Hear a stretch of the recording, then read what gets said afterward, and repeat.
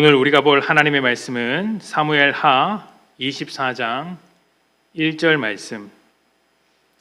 24장 전체를 두루두루 살피면서 볼 텐데 읽기는 1절 한 절만 읽도록 하겠습니다.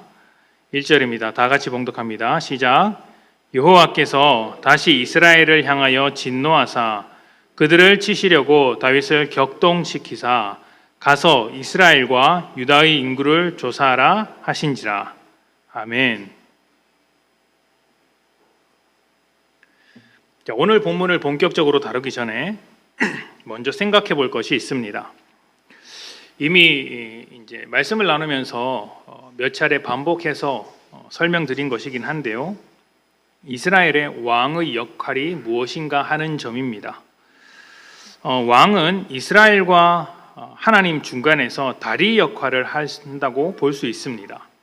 하나님께서 통치하듯이 왕이 통치를 하는 것이죠.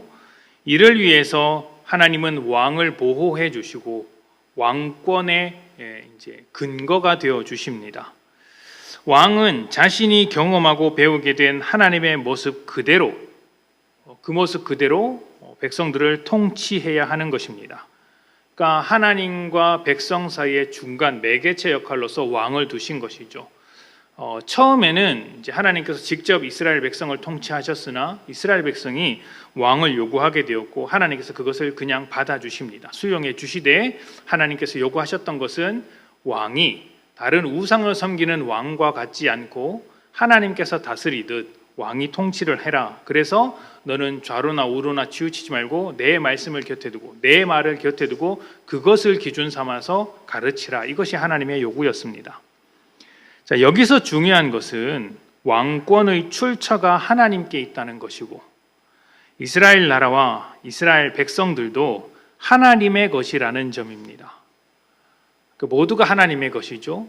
그런데 만일 이런 사실을 잊게 된다면 하나님 없이 통치하려고 할 것입니다. 그렇게 되면 세상의 수많은 나라와 전혀 다를 바 없는 그저 그런 나라가 되는 것이죠. 하나님께서 다스리지 않는 나라는 곧 죄가 다스리는 나라입니다. 하나님이 없는 것이 죄니까요. 하나님이 다스리지 않는 나라는 죄가 다스리는 나라입니다. 우리나라는 죄가 다스리는 나라일까요? 하나님께서 다스리는 나라일까요?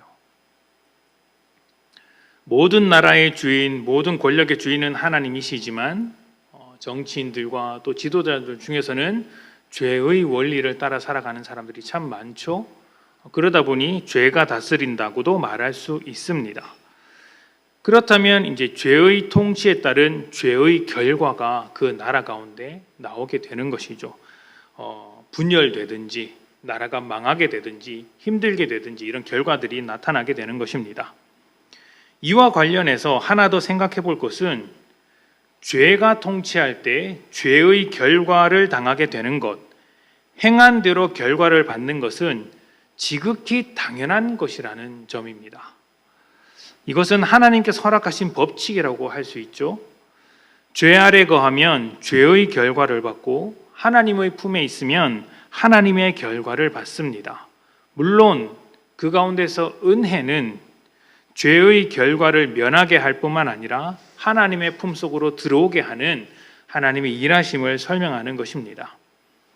그래서 성경에서 이스라엘이 죄를 지어서 받는 어떤 일들은 그 죄가 원인입니다. 그 죄 때문에 결과를 받는 것이죠. 그리고 이스라엘을 교육하기 위해서 하나님의 진노라거나 하나님의 형벌이라는 표현을 사용하기도 합니다. 이 점을 우리는 잘 구분하고 이해해야 합니다. 자, 이런 점을 하나하나씩 생각하면서 기억하면서 오늘 말씀을 보셨으면 좋겠습니다. 자, 사무엘하 24장은 다윗의 말년, 마지막 때의 이야기라고 할 수 있습니다. 이때 다윗은 인구조사를 벌이게 되는데 모세 이후로 처음 실시하는 것이었습니다. 그런데 이 인구조사가 다분히 문제가 있는 것이었죠. 어떤 문제인지는 잠시 뒤에 소개를 하도록 하겠습니다. 인구조사를 벌인 뒤에 선지자 갓이 나와서 재난에 관한 하나님의 말씀을 들고 찾아옵니다. 인구조사의 결과로서 3가지 재난 중 하나를 선택하라고 한 것이죠. 첫 번째는 7년의 기근이 찾아오는 것이고, 두 번째는 다윗이 원수로부터 이제 쫓겨다니는 것입니다. 석 달이죠. 석 달 동안 쫓겨다니는 것입니다. 그리고 세 번째는 백성들에게 전염병이 퍼지는 것. 이것은 단 3일 동안 일어나는 일이라고 할 수 있습니다. 이 세 가지 선택지 중에 다윗은 넌지시 세 번째를 선택했고, 그로 인해 많은 이스라엘 사람들이 죽게 됩니다.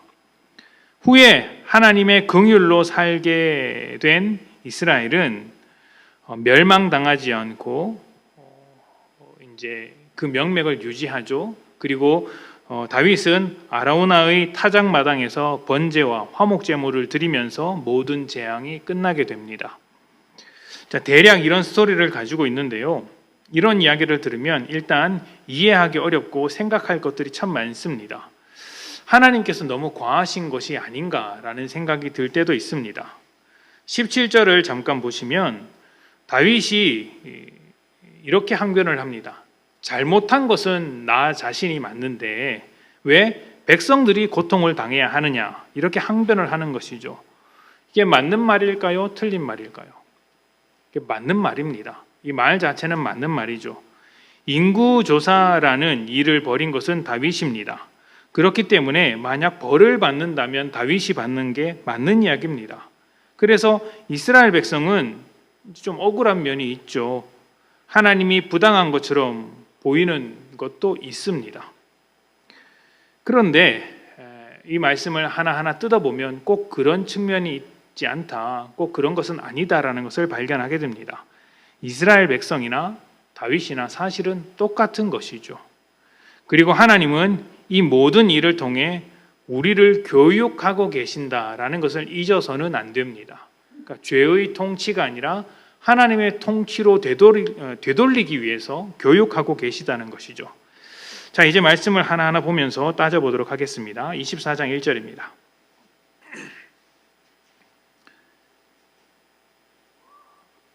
여호와께서 다시 이스라엘을 향하여 진노하사, 다시 제가 천천히 읽겠습니다. 여호와께서 다시 이스라엘을 향하여 진노하사 그들을 치시려고 다윗을 격동시키사 가서 이스라엘과 유다의 인구를 조사하라 하신지라. 아멘. 이야기의 시작을 보면 여호와께서 다시 이스라엘을 향하여 진노하사라고 되어 있습니다. 자, 이 인구조사를 비롯한 이 재난과 같은 일들이 어떻게 일어난 것일까요? 이스라엘이 하나님을 진노하게 할 만한 어떤 일을 벌인 것으로 시작하고 있습니다. 어떤 일을 벌였는지는 정확하게 나오지는 않는데 단서로 잡을 것이 있죠. 바로 다시라는 말입니다. 이 다시라는 표현이 있는 것을 보면 그들이 항상 했던 우상 숭배와 깊은 관련이 있다는 것을 알 수가 있습니다. 하나님의 백성들을 통해 하나님의 통치가 이 세상 가운데 퍼져야 하는데 오히려 우상을 따릅니다. 그러면 우상을 따른 결과가 찾아오게 되는 것이죠. 그래서 이 모든 일이 벌어지게 된 것입니다. 자, 그렇다면 이렇게 이스라엘 가운데 다시 하나님께서 진노할 만한 일이 생긴다면 이것을 누가 조정해야 할까요? 하나님의 통치를 대신하는 왕 다윗이 그 중간에서 역할을 잘해야 합니다. 백성들을 잘 가르치고 또 하나님의 진노를 달래고 기도함으로 하나님께 요청하고 이렇게 해야 하는 것이죠. 그런데 다윗도 이러한 백성들과 다를 바가 없었다. 이것을 지금 오늘 말씀을 통해서 우리에게 보여주고 있는 것입니다. 이스라엘 백성이 하나님을 버리고 우상을 따른 것처럼 다윗도 인구 조사를 통해 하나님을 버리는 자리까지 가는 것입니다. 자, 말씀을 계속 볼까요? 2절과 3절입니다. 이에 왕이 그 곁에 있는 군사령관 요압에게 이르되 너는 이스라엘 모든 지파 가운데로 다니며 이제 단에서부터 부엘세바까지 인구를 조사하여 백성의 수를 내게 보고하라 하니 요압이 왕께 아뢰되 이 백성이 얼마든지 왕의 하나님 여호와께서 100배나 더하게 하사 내 주 왕의 눈으로 보게 하시기를 원하나이다. 그런데 내 주 왕은 어찌하여 이런 일을 기뻐하시나이까 하되. 아멘. 자, 민수기에 보면 모세가 인구 조사를 벌입니다. 다윗 이전에 이미 모세가 인구 조사를 벌인 적이 있습니다.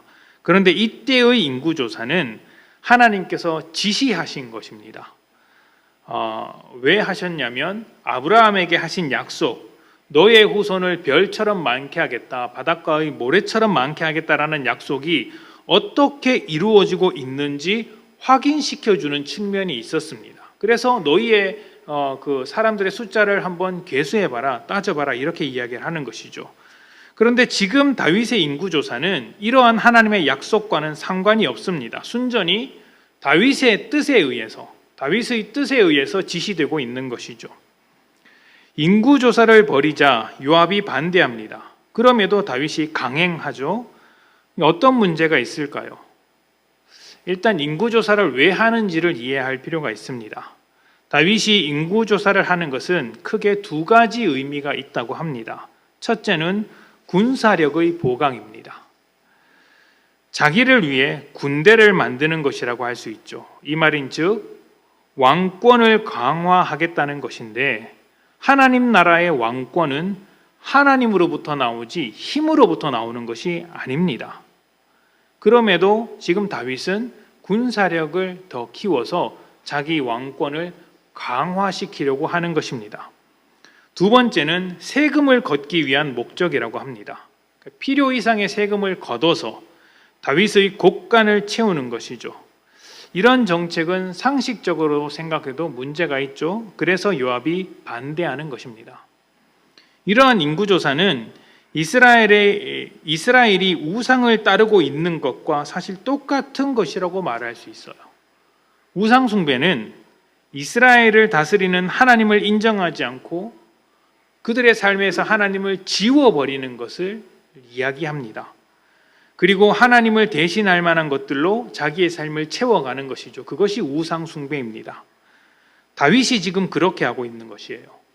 하나님께 근거한 왕권이 아니라 군사력에 의지한 왕권을 만들었고, 하나님의 통치로 백성을 돌보는 것이 아니라 억압하고 착취해서 세금을 걷어들일 목적으로, 자기 곳간을 채워드릴 목적으로 통치하고 있는 것이죠. 그러니까 인구조사는 하나님의 통치를 지우는 것이자 다윗이 하나님의 자리를 대신하려고 하는 것, 스스로 왕이 되려고 하는 것, 우상이 되려고 하는 것이라고도 말할 수 있습니다. 어쩌면 인구조사는 우상 숭배의 길을 버리지 못하는 이스라엘과 그를 대표하는 다윗의 현실을 보여주고 있는 것일지도 모릅니다. 이 사건이 다윗의 말년에 일어나고 있다는 것을 기억해야 합니다.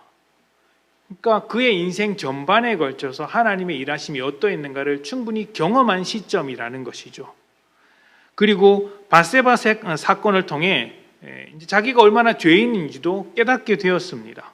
이런 인생을 살았던 것이 다윗이죠. 그런데도 여전히 이런 유혹과 시험 가운데서 씨름하고, 또 때로는 넘어지고 때로는 일어서고 이렇게 살아가고 있는 것이죠. 이런 점에 있어서 우리가 한번 생각해 봐야 합니다. 믿음이라는 것은 아무런 걱정 없이 무탈하게 살아가는 것이 아니라는 것이죠. 주어진 현실 속에서 끊임없이 찾아오는 유혹을 이겨내는 것이 믿음입니다. 우리는 살아있는 동안 계속해서 선택을 해야 합니다. 무심코 지나갈 수 있는 선택도 있고 신중하게 고민해야 할 선택도 있습니다. 그런데 그 모든 선택 가운데 사실은 믿음이 담겨 있어야 하는 것이죠. 하나님의 다스림 속에서 믿음의 선택을 하고, 또 나를 통해, 그 선택을 통해 하나님의 뜻이 이루어지도록 해야 하는 것입니다. 그래서 믿음은 항상 고민하게 만들고 생각하게 만듭니다. 내 마음대로 살지 않도록 고민하고 하나님의 뜻이 무엇인가를 생각하는 것이죠. 이것이 다윗의 말년에도 일어났던 일이라면 우리 인생의 아주 오랜 여정 가운데 계속 반복될 일이라는 것입니다. 이런 선택은 믿음으로 사는 동안 계속해서 요구받게 될 것입니다. 이렇게 인구조사를 벌인 다윗에게 선지자 갓이 찾아옵니다. 그리고 하나님의 말씀을 따라 세 가지 중 하나를 선택하라고 합니다. 이 세 가지 중에 하나는 어쩌면 또다시 하나님을 진노하게 만든 이스라엘의 죄와 하나님을 대신하려고 했던 그 다윗의 인구 조사에 대한 결과라고도 말할 수 있어요. 이 결과가 찾아온 것입니다. 이 세 가지는 앞서 말씀드렸던 것처럼 기근과 또 원수와 전염병입니다. 이 세 가지 중에 다윗은 무엇을 선택했을까요? 14절입니다. 다윗이 갓에게 이르되 내가 고통 중에 있도다. 청하건대 여호와께서는 긍휼이 크시니 우리가 여호와의 손에 빠지고 내가 사람의 손에 빠지지 아니하기를 원하노라 하는지라. 아멘. 자, 사람의 손에 떨어지는 것보다 긍휼하신 하나님의 손에 빠지는 것이 훨씬 좋겠다. 이게 다윗의 대답입니다. 얼핏 보면 하나님의 긍휼하심에 기대는 말 같아 보입니다만 저는 이 말이 아주 교묘한 말처럼 들립니다. 14절을 다시 한번 읽겠습니다. 다윗이 갓에게 이르되 내가 고통 중에 있도다. 청하건대 여호와께서는 긍휼이 크시니 우리가 여호와의 손에 빠지고 내가 사람의 손에 빠지지 아니하기를 원하노라 하는지라. 이렇게 말을 하고 있다는 것이죠. 사람의 손이라는 것은 다윗이 원수에게 쫓기는 것인데 그것보다 하나님께서 백성들에게 벌을 내리시는 것이 낫겠다라고 말하는 것입니다. 그러니까 내가 원수에게 쫓기는 것보다 우리가 벌을 받는 것이 여호와의 손에 빠지는 게 훨씬 낫겠다. 다윗이 얼마나 어리석은 말을 하고 있는 거예요. 왕의 자리에 대한 매우 왜곡된 시선을 가지고 있습니다. 백성을 하나님의 통치로 다스려야 할 왕의 모습이 아니라 자기를 위한 왕의 권력, 백성 위에 군림하는 왕으로서 이 문제를 보고 있다는 생각이 들지 않으십니까? 내가 원수에 쫓겨다니는 일을 겪는 것보다 백성들이 고통을 당하는 게 훨씬 낫겠다라는 말처럼 들리지 않으십니까? 밧세바 사건 때도 왕의 권력을 하나님의 뜻대로 사용하지 않아서 벌어진 일이고 지금도 하나님의 뜻대로 왕의 권력을 사용하지 않고 있는 모습을 볼 수 있습니다. 별반 다르지 않은 사건이에요. 이 사건으로 이스라엘 중 많은 사람이 죽습니다. 죄의 결과가 온 땅에 퍼진 것이죠. 이 일을 보자 다윗이 항변을 합니다. 17절입니다. 다윗이 백성을 치는 천사를 보고 곧 여호와께 아뢰어 이르되 나는 범죄하였고 악을 행하였거니와 이 양 무리는 무엇을 행하였나이까? 청하건대 주의 손으로 나와 내 아버지의 집을 치소서 하니라. 아멘. 자, 드디어 다윗이 왕으로서 할 만한 말을 합니다. 그러니까 죄의 결과를 당하고 나니까 이게 뭔가 문제가 있다는 것을 발견한 것이죠.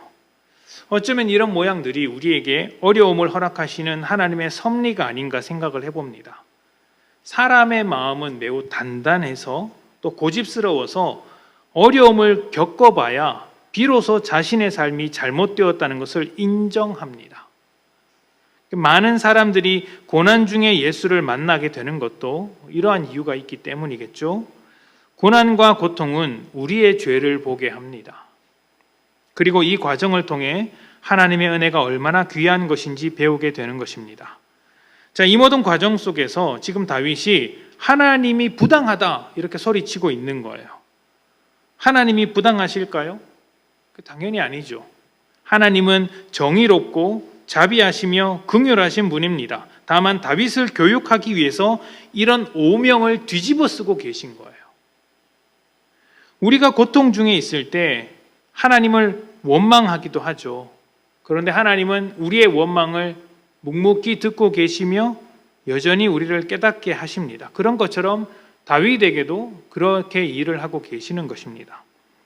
다윗이 백성을 변호할 때 다윗이 백성의 억울함을 변호할 때, 사실은 억울한 것도 아니고 죄가 없는 것도 아니지만 그래도 백성을 향해 항변할 때 하나님께서는 그래, 진작 이렇게 했었어야지 라는 말씀을 하고 싶으셨을지도 모릅니다.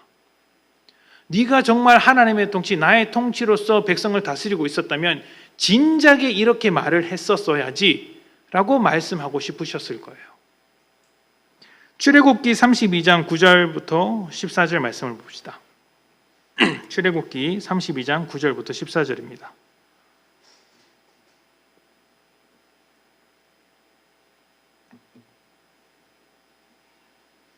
이스라엘 백성이 범죄했을 때 모세가 하나님께 기도했던 장면인데요.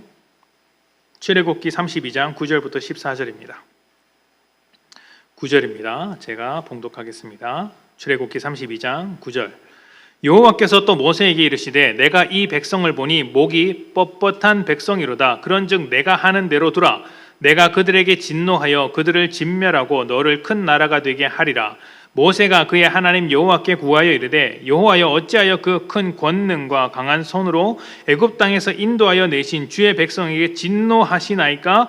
어찌하여 애굽 사람들이 이르기를 여호와가 자기 백성을 산에서 죽이고 지면에서 진멸하려는 악한 의도로 인도해 내었다고 말하게 하시려 하나이까? 주의 맹렬한 노를 그치시고 뜻을 돌이키사 주의 백성에게 이 화를 내리지 마옵소서. 주의 종 아브라함과 이삭과 이스라엘을 기억하소서. 주께서 그들을 위하여 주를 가리켜 맹세하여 이르시기를 내가 너희의 자손을 하늘의 별처럼 많게 하고 내가 허락한 이 온 땅을 너희의 자손에게 주어 영원한 기업이 되게 하리라 하셨나이다. 여호와께서 뜻을 돌이키사 말씀하신 화를 그 백성에게 내리지 아니하시니라. 아멘.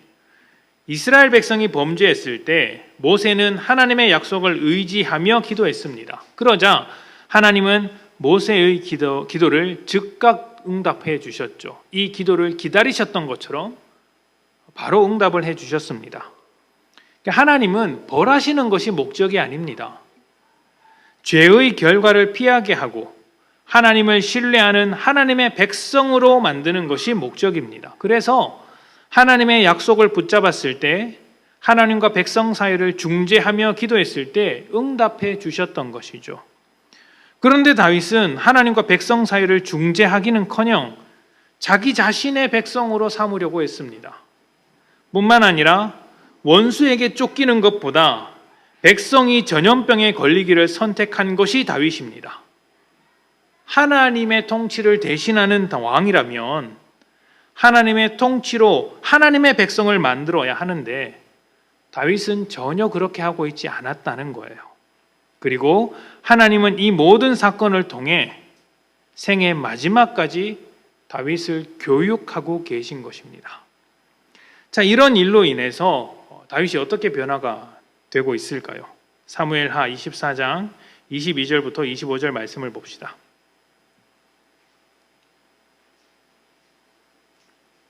사무엘하 24장 22절부터 25절 22절입니다. 아라우나가 다윗에게 이르되 원하건대 내 주 왕은 좋게 여기시는 대로 취하여 드리소서. 번제에 대하여는 소가 있고 뗄 나무에 대하여는 마당질하는 도구와 소의 멍에가 있나이다. 왕이여 아라우나가 이것을 다 왕께 드리나이다 하고 또 왕께 아뢰되 왕의 하나님 여호와께서 왕을 기쁘게 받으시기를 원하나이다. 왕이 아라우나에게 이르되 그렇지 아니하다. 내가 값을 주고 내게서 살이라. 값없이는 내 하나님 여호와께 번제를 드리지 아니하리라 하고 다윗의 은 50세겔로 타작마당과 소를 사고 그곳에서 여호와를 위하여 제단을 쌓고 번제와 화목제를 드렸더니 이에 여호와께서 그 땅을 위한 기도를 들으심에 이스라엘에게 내리는 재앙이 그쳤더라. 아멘. 하나님의 말씀에 따라 여부수 사람 아라우나의 타작마당에서 제사를 올리려고 합니다. 그러자 아라우나는 다윗 왕에게 타작마당과 또 제사에 필요한 여러 가지 물건을 바치려고 했습니다. 이 목록을 가만히 보면 이제 밭을 이제 갈고 농사를 하기 위해 필요한 것들이죠. 이 모든 것들을 다윗에게 바치려고 한 것입니다. 만약 다윗이 정신을 못 차리고 왕권을 자기 것으로 여겼다면, 또 백성을 자기 백성이라고 생각했다면 바치는 족족 다 받았을 거예요. 받았을 겁니다. 자기 것이니까요. 그런데 지금은 정당하게 값을 지불합니다. 정당하게 값을 지불하죠. 왕의 권력을 남용하지도 않았고 백성을 섬겨야 하는 이스라엘의 왕답게 아주 잘 행동한 것입니다. 그러자 하나님의 통치가 회복되고 이스라엘에게 내린 재앙도 그치게 된 것입니다. 다윗의 인생은 다윗을 하나님의 왕답게 만드시는 하나님의 손길 위에 있었습니다. 그리고 그 인생은 순탄한 인생이 아니라 죄와 치열하게 싸우는 인생이었고 고민하는 인생이었으며 스스로에게 끊임없이 질문을 던지는 인생이었습니다. 그리고 이런 인생은 사실 우리 모두와 똑같은 모습이죠. 우리는 어떤 사람들일까요? 다윗이 왕으로서 이스라엘 가운데 거했다면 우리는 그리스도인이라는 이름으로 세상 가운데 거하고 있습니다. 이것을 두고 고린도 후서에서는 우리를 그리스도의 향기라고도 부릅니다. 그리스도의 편지라고도 부릅니다. 베드로 전서에는 하나님의 아름다운 덕을 선포하게 하는 왕 같은 제사장이라고도 불렀습니다. 예수님의 사랑과 하나님의 은혜가 모든 믿는 자들의 삶에 진하게 묻어 있어야 한다는 것이죠. 세상 가운데서 살아가는 모든 그리스도인들에게 그런 모습들이 있어야 한다는 것입니다. 자, 만약 우리가 하나님을 잃어버리고 스스로 죄의 삶을 선택하게 된다면 죄의 결과를 받아들게 되겠지만 하나님은 그 꼴을 가만히 보고 계시지 않습니다. 다윗과 씨름하셔서 결국 하나님에게로 돌아오게 만드셨듯이 우리와 씨름하시는 하나님은 결국 우리가 하나님에게로 돌아오게 만드십니다. 하나님을 선택하게 만드시는 것이죠. 그렇게 해서 그리스도의 향기로서 그리스도의 편지로서 살아갈 수 있도록 역사해 주시는 것입니다. 인생이 쉽지 않습니다. 살면서 여러분의 마음에 드는 것이 얼마나 되겠습니까? 그러나 우리는 하나님의 다스림을 받아서 살아가는 사람들입니다. 하나님의 다스림은 편안하게 사는 것이 아니라 하나님의 어떠하심이 나를 통해 드러나는 것입니다. 그것이 하나님의 다스림이죠. 편하게 사는 것이 아니라 그 어려운 상황에서도 하나님께서 나를 다스리시니 나를 통하여서 그리스도의 향기가 드러나고 그리스도를 아는 지식이 나타나며 그리스도의 편지다운 내용이 나타나게 되더라는 것입니다. 그래서 납득할 수 없는 현실이지만 그 현실에 머물지 않고 하나님을 지향하는 선택을 하게 되는 것입니다. 이 선택이 세상 속에서 하나님을 드러내는 것입니다. 다윗이 왕의 신분을 자기를 위해서 사용하는 것은 우상숭배와 같았고 죄를 짓는 것이었습니다. 지금 우리의 신분과 자격, 하나님의 자녀라는 것까지 포함해서 우리의 모든 것을 오직 나를 위해서만 사용한다면 그건 역시 죄라고 볼 수 있습니다. 하나님께서 허락하신 것을 하나님의 뜻대로 사용하지 않는 죄, 하나님을 대신해서 재능의 주인이 되려고 한 죄, 내가 가진 것들의 주인이 되려고 한 죄인 것이죠. 다시 말씀드리면 내가 가진 것들의 주인이 하나님이 아니라 내가 주인이고 그 말은 곧 내가 하나님이 되는 것입니다. 죄는 죄의 결과를 낳게 됩니다. 세상에 머물고 내가 하나님이 되는 것이 좋은 것 같이 보여도 절대로 좋은 것이 아닙니다.